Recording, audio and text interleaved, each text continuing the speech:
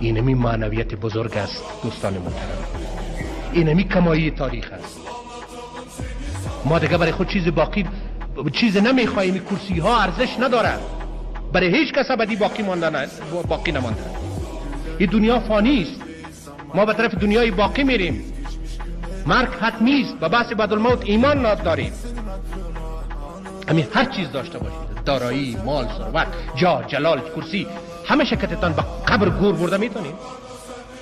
از گدا گرفته تا شاه با 2 متر کفن میرنده گور و سرشان به سنگ لحد یکسان میخورن.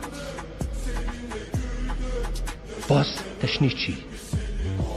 همین 4 روزه که یک ماموریت در حیات زندگی بنابر حکمت خداوندی که مرا نام اشرف مخلوقات ماند و در روی زمین برای خدمتگزاری به مردم و بندگان دیگر خیش فرستاد.